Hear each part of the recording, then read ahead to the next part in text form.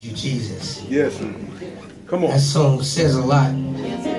How many times have you needed him? Mm-hmm. You know, and he's the one that we can call on when we're in those troubling times, wherever they may be. The one that'll really come through. And then at the end of the song, notice what it said. It said, I will follow you. See, that's where the capri is, because everybody want to claim Jesus, everybody want to claim God, but don't nobody want to follow him. That's right. How in the heck can you sit up there and you talk about who God is to you, but you ain't willing to follow him? Come on, doctor. You created yourself an idol. You are not following God. Yes, you did. That's the truth. Amen. Anyway. Don't hit my brother. It's time for more than scripture. Yeah. That's a good Everybody word keep right saying. Coming out of Hebrews 12. Come on now. It's hard in them glasses. That's been on me, brother, for a while. People making up these phony gods and these Facebook gods and these inspirational sayings of God. Get it out. And Get it jokers out. think they saved, but don't know dilly about what the word is. Come on They ain't even now. trying to follow it. Yeah. And got the nerve and the audacity to say, he know my heart. Come on now. Come on now. All right. Go ahead. Okay.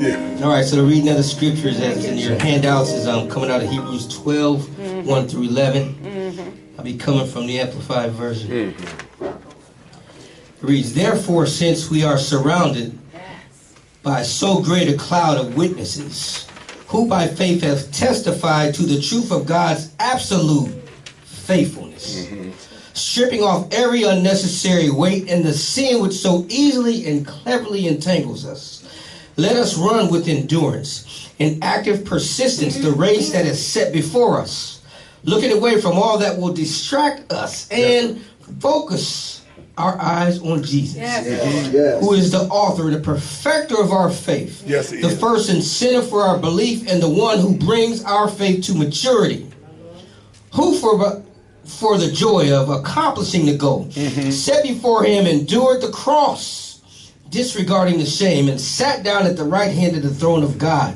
revealing his deity, his authority, and his completion of his work.